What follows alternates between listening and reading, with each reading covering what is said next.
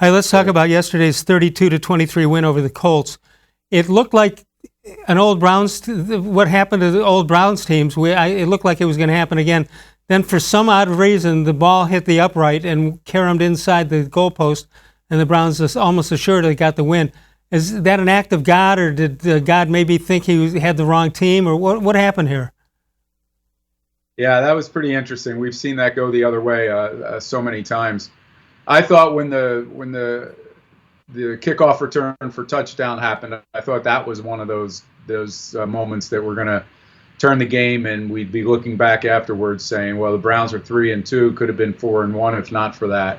But listen, they showed me something yesterday in scoring their fourth straight game where they've scored 30 or more against, this time we believe.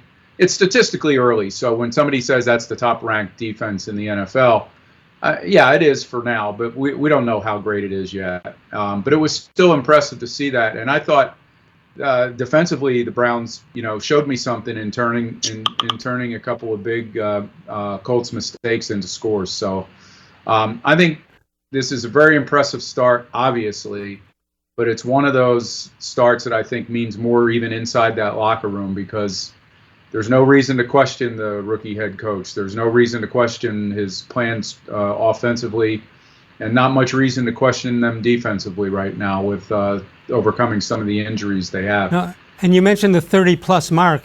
Usually that'll include a kickoff return, a fumble recovery. There was a pick six for the Browns, but there wasn't the quick strike of a couple of big turnovers by Indianapolis, right, one after another, which turned into points. I think they had to work hard for all of their points. And yeah, the thing that struck me too, Les, was that you fair catch a ball inside the 5, and it leads to a safety. That's the kind of play that the Browns used to make, right? Sure. You scratch your head and say, why didn't he let the ball bounce into the end zone? But so those years that we watched where they decided to run a triple reverse from the end zone or whatever they were doing, and it ended up in a pick or a safety or a fumble.